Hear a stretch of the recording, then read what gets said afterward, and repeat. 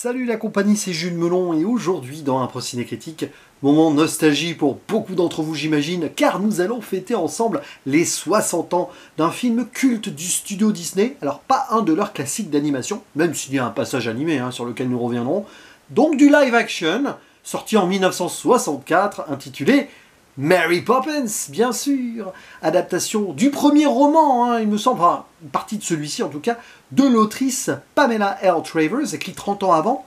Et il faut savoir que Walt Disney s'est pas mal battu, entre guillemets, avec elle pour avoir les droits. Elle a accepté, mais elle a exigé beaucoup de choses. Elle a coécrit le scénario, elle a supervisé. Tout ceci d'ailleurs a été raconté dans un film avec Tom Hanks et Emma Thompson, dans l'ombre de Mary, que je n'ai pas vu. Voilà, peut-être que ce sera l'occasion. Il y a eu aussi une suite, le retour de Mary Poppins, dans les années 2010, que je n'ai pas non plus pu découvrir. Par contre, Mary Poppins, là, c'est pas mon premier visionnage. Réalisé par Robert Stevenson, qui a aussi fait, 4 ans après, Un amour de coccinelle. Un de mes métrages de chevet, poncé en VHS quand j'étais petit. Par contre, Mary Poppins, non, ce n'est pas un souvenir d'enfance. Ou alors vaguement. Je l'ai vraiment découvert consciemment à l'adolescence. Et ça va peut-être avoir son importance ici. Alors, au niveau de la musique, on va en parler direct, nous avons les frères Sherman, qui ont notamment fait la BO de Merlin l'Enchanteur, qui lui, pour le coup, a été un de mes souvenirs d'enfance. J'en ai parlé sur la chaîne l'année dernière, je crois. Et il y a donc passage animation supervisé par Hamilton Luske, qui a été co-réalisateur de Pinocchio, Cendrillon, je crois qu'il fera Alice au Pays des Merveilles aussi, ou qu'il a fait, enfin bon bref. Je pense à Alice au Pays des Merveilles en voyant certaines scènes de Mary Poppins quand même. Bon, bref. Donc c'est du pur Disney qui est rentré dans l'histoire et qui raconte l'histoire donc de Mary Poppins, une gouvernante venue du ciel, sorte de nurse nanny extraordinaire qui a plus d'un tour dans son sac, un peu magicienne quand même, mystérieuse, et qui un beau jour débarque avec le vent dans une famille chez les Banks, qui portent bien leur nom, puisque le papa travaille dans une banque. Et les enfants sont un peu turbulents, soi-disant.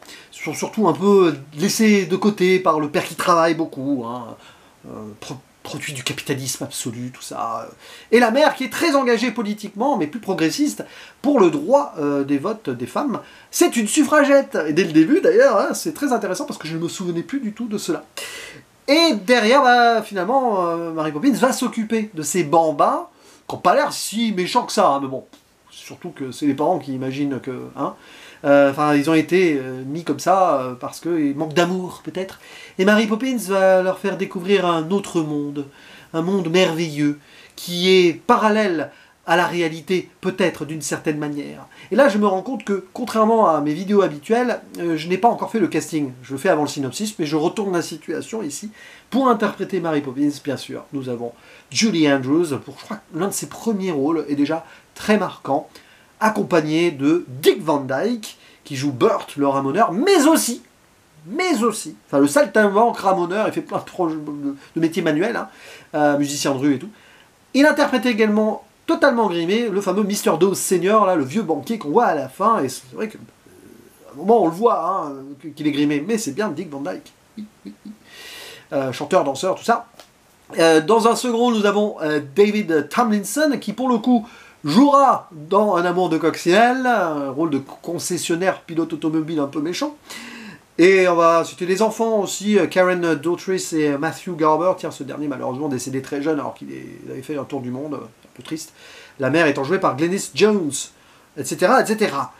Il y a Arthur Mallett aussi, tiens, qui jouera plus tard dans Hook, entre autres. Rôle, d'enfant, mais un éternel enfant, cet acteur, je pense. Il était dans Toys aussi, je crois, de Barry Levinson. Bref. J'ai donc fait le synopsis. Mary Poppins, c'est aussi une comédie musicale, ça chante beaucoup, avec des morceaux plus ou moins, on va dire, ancrés dans notre subconscient. Et donc, je l'avais peut-être vu un petit peu vaguement, mais pas en entier à la télé plus jeune. Je l'ai découvert trop tard à l'adolescence et je le revois adulte. C'est un cas particulier du coup, une expérience bizarre, parce que c'est clairement public ciblé pour la jeunesse. Et quand tu n'as pas ça dans, on va dire, l'ADN de ton enfance, c'est pas forcément facile de l'apprécier. Je ne vais pas vous mentir, j'ai pas passé un magnifique moment devant, absolu. J'y vois de merveilleuses qualités, il y en a, et je vais insister dessus.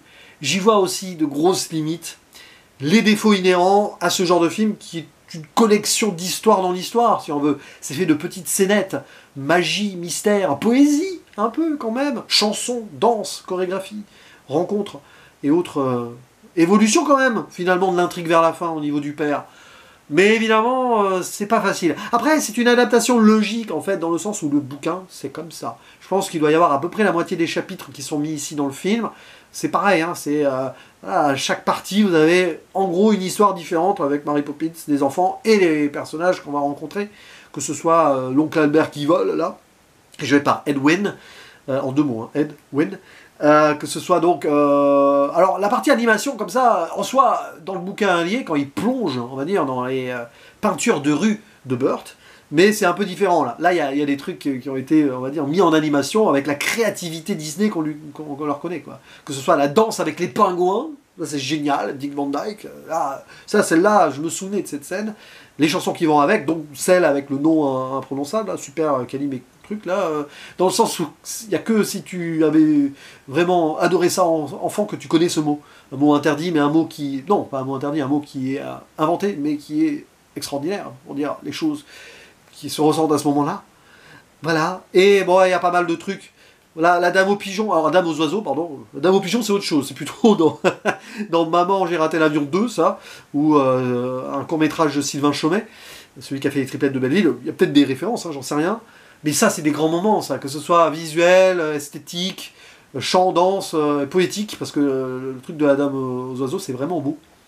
Et bien sûr, on va retenir aussi ça, la danse sur les toits, hein, donc des ramoneurs et tout, qui est très bien. On voit le côté studio et tout, maquette, fond, décor, tout ça, mais c'est fou, c'est assez galvanisant et transcendant, si on veut.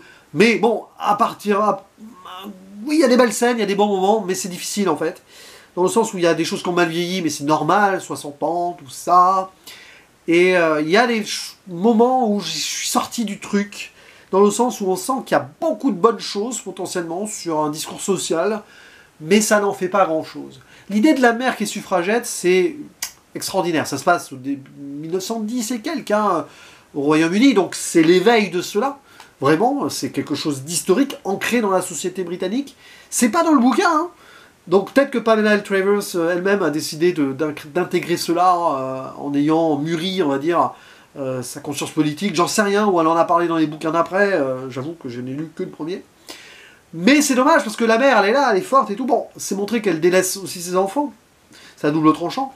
Mais sur cet aspect combatif, à part donc sur la chanson des Ramoneurs vers la fin, là, vite fait, quoi, mais c'est plus pour le gag, eh bien, bah, à chaque fois où elle apparaît, elle est quand même soumise à son mari. Bah, c'est normal, vous allez me dire, c'est l'époque. Ouais, mais on aurait imaginé qu'elle ait plus de caractère. Voilà, à un moment, quand même, il lui parle mal, tout ça, bon. Oui, c'est l'époque. Mais c'est pour montrer aussi que le personnage du papa, il est complètement pris par son boulot, par le système.